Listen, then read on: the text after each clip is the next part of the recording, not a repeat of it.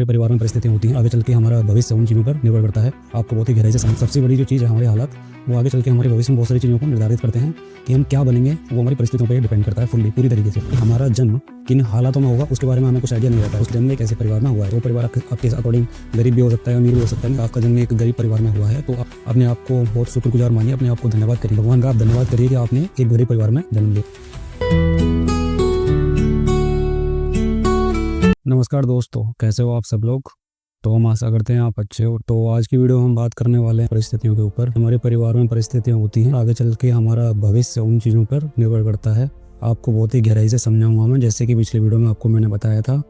तो एक्चुअली सबसे बड़ी जो चीज़ है हमारे हालात, वो आगे चल के हमारे भविष्य में बहुत सारी चीज़ों को निर्धारित करते हैं कि हम क्या बनेंगे। वो हमारी परिस्थितियों पर डिपेंड करता है फुल्ली, पूरी तरीके से। तो सबसे पहली बात तो मैं ये बताना चाहूँगा कि हमारा जन्म किन हालातों में होगा उसके बारे में हमें कुछ आइडिया नहीं रहता है। उसके बारे में हम नहीं जानते कि हमारा जन्म किन हालातों में होगा या फिर कौन से परिवार में होगा, हमें कुछ आइडिया नहीं होता है। बट हमारा जन्म जब हो जाता है, जब हम थोड़े से मैच्योर हो जाते हैं, तब हमें पता चलता है कि हमारा जन्म एक ऐसे परिवार में हुआ है। तो वो परिवार आपके अकॉर्डिंग गरीब भी हो सकता है, अमीर भी हो सकता है। हम गरीबों के लिए मोस्टली हम रेफर करते हैं, हमारी जो नॉलेज है उन्हीं के लिए है।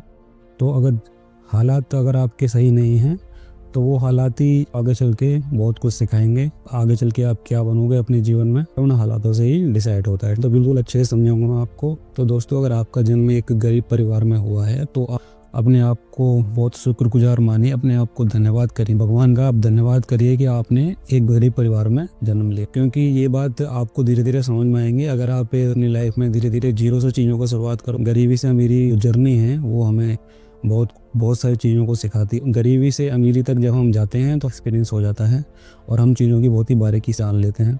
तो आगे चल के जब आप गरीबी से अमीरी की तरफ जाओगे तो आपके पास पैसा भी रहेगा, सबसे पहली बात तो।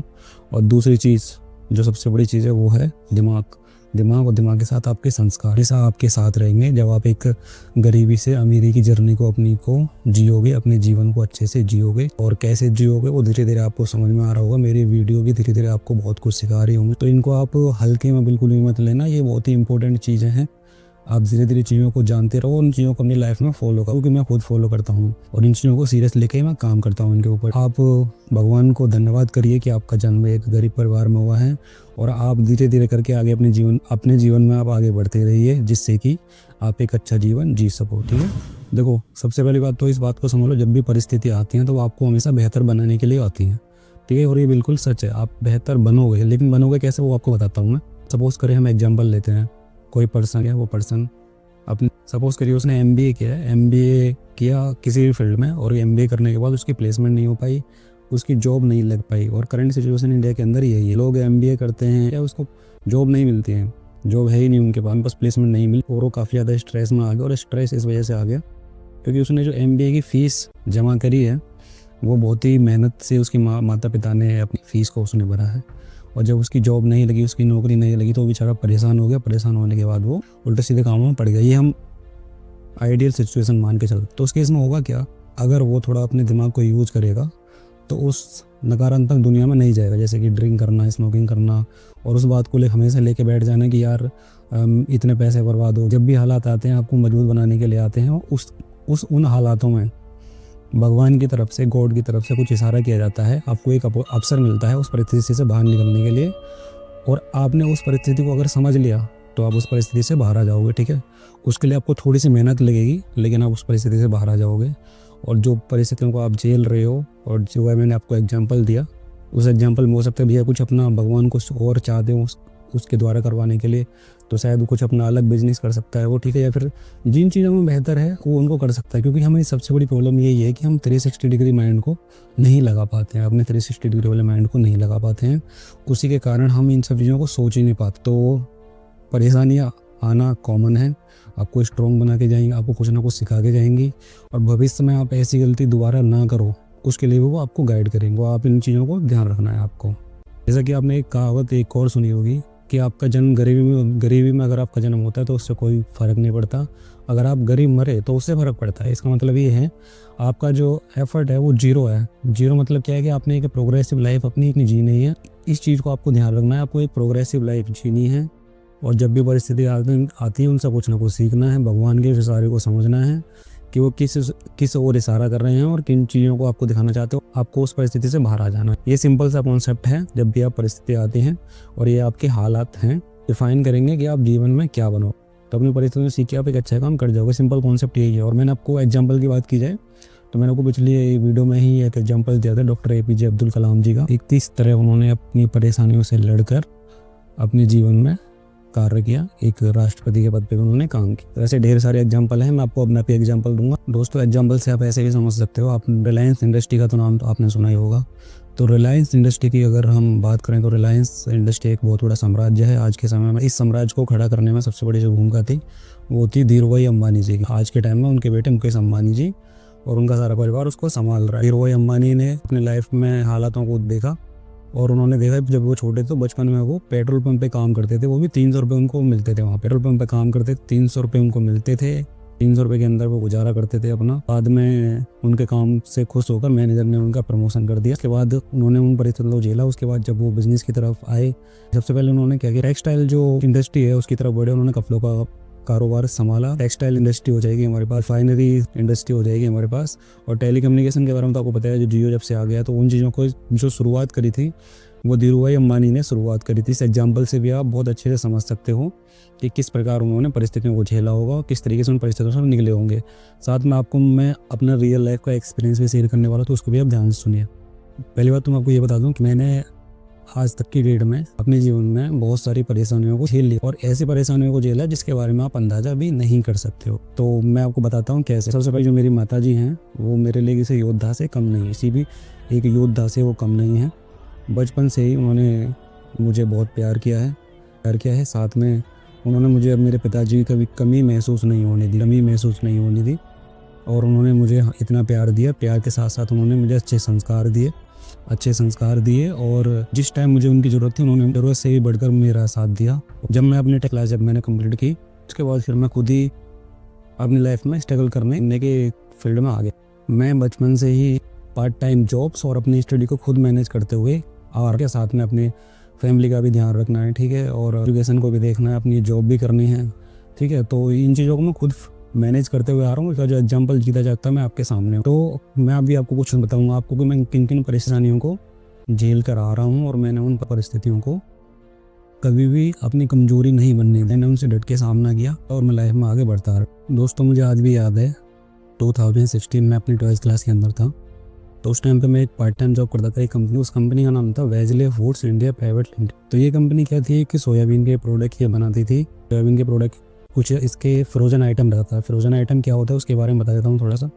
फ्रोजन आइटम रहता है जिसको हम -35 डिग्री सेल्सियस के टेम्परेचर पे कोल्ड स्टोरेज के अंदर हमें उसको रखना पड़ता है। तो जो आइटम रहते थे रेडी टू ईट, यानी कि आप उनको गर्म करो और खाओ। एग्जाम्पल के लिए ले लिया सोया चाप हो गया, आपका रोगन जोश, ये कुछ बहुत सारे प्रोडक्ट थे उस कंपनी के। तो उस कंपनी में मैं जॉब करता था वैसे पार्ट टाइम। तो उस फ्रोजन आइटम को कोल्ड स्टोरेज में रखा जाता था। कोल्ड स्टोरेज जिसका टेम्परेचर -35 से -40 डिग्री सेल्सियस होता था। उस कोल्ड स्टोरेज करना पड़ता था, अरेंजमेंट करना पड़ता था, कौन से प्रोडक्ट आ रहे हैं, कौन से प्रोडक्ट जा रहे हैं, चीज़ों को ध्यान में रख के हमें उस स्टोरेज का अरेंजमेंट करना होता।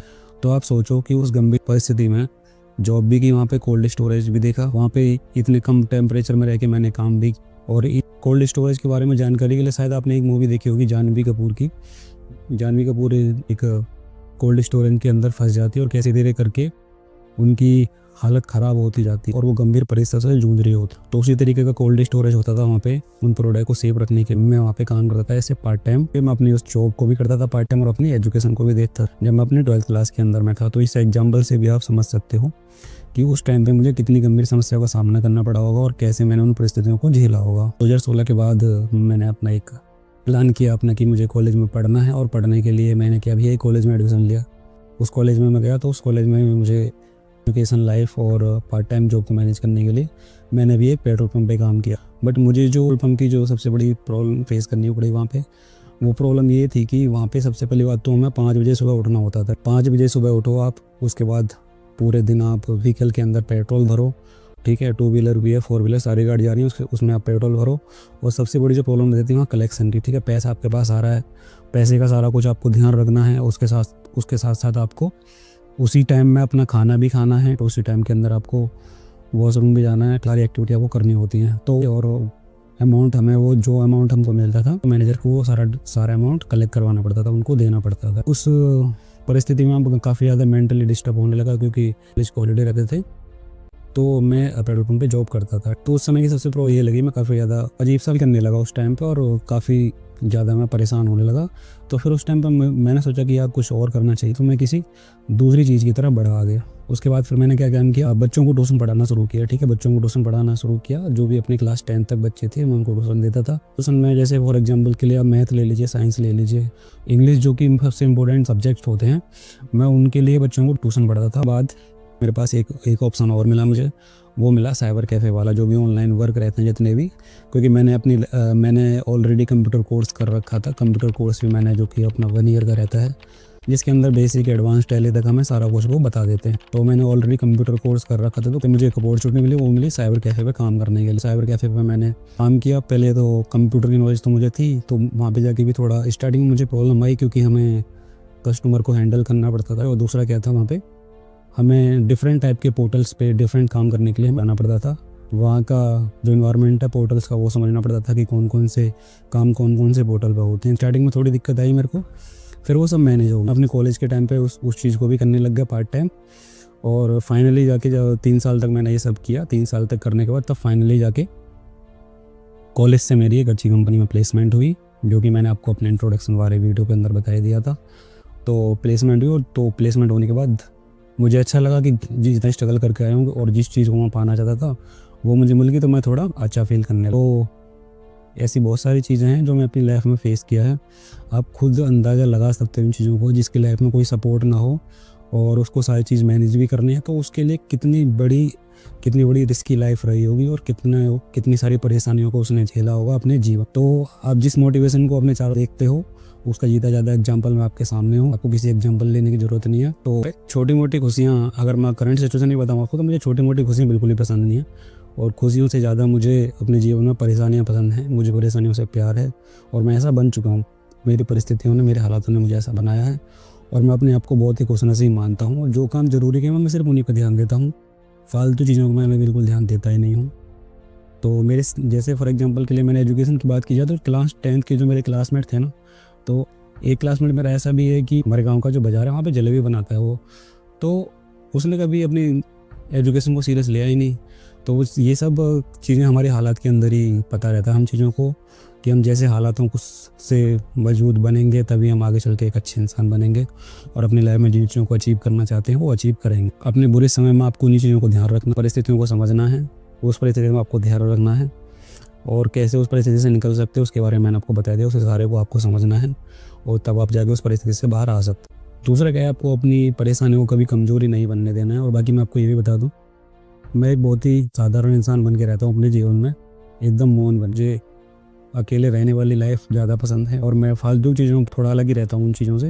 अपनी लाइफ में जो इंपॉर्टेंट काम है वही करता हूँ। घमंड मेरे अंदर बिल्कुल भी नहीं। घमंड जैसी वाली कोई बात नहीं। चाहे मैंने अपनी लाइफ में कुछ भी अचीव कर लिया हो, या फिर मैं कुछ भी अचीव करूँगा, या फिर कैसी भी परिस्थितियाँ मेरे जीवन में आएंगे, घमंड मुझे कभी नहीं रहेगा। और जो आजकल की यंग जनरेशन है, उनके लिए सबसे बड़ी चीज़ है शौक़।